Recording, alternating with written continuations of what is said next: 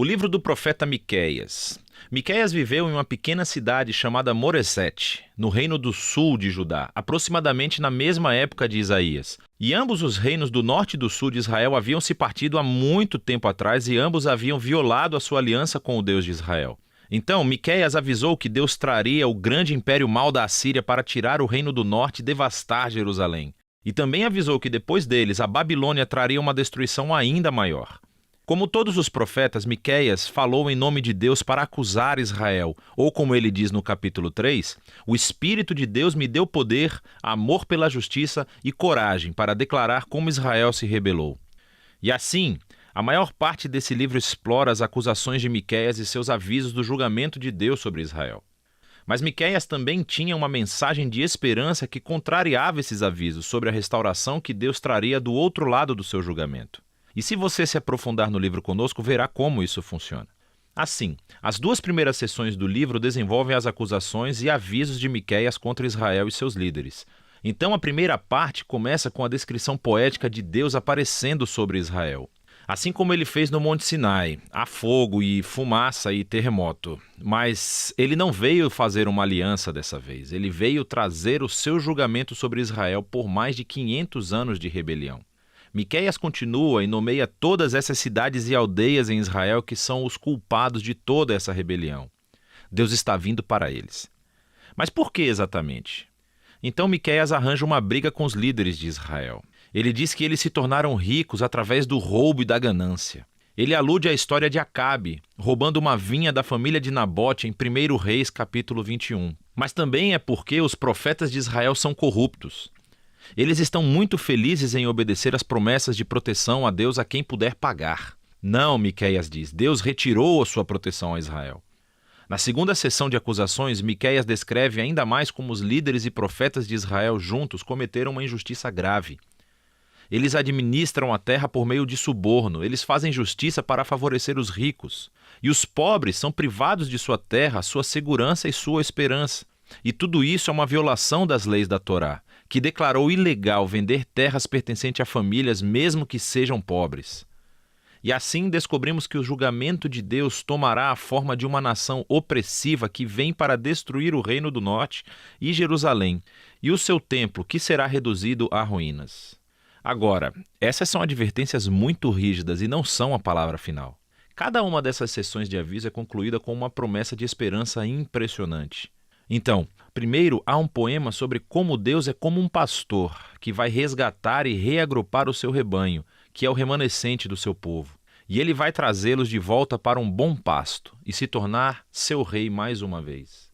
A segunda sessão de advertência é concluída recuperando essa imagem do templo arruinado de Jerusalém. E Miqueias diz que isso não será permanente. Um dia, Deus vai exaltar o seu templo, ele vai enchê-lo com a sua presença e encher a cidade com o remanescente do seu povo. E assim, o propósito de Deus é fazer de Israel o lugar de encontro do céu e da terra, para que todas as nações cheguem a Jerusalém, onde Deus se torna o rei de todas as nações, trazendo paz à terra. Agora, esses dois poemas conclusivos de esperança são muito poderosos. E a próxima sessão do livro realmente os desenvolve ainda mais em uma série de poemas lindamente concebidos, que são inteiramente sobre a futura esperança de Israel e das nações.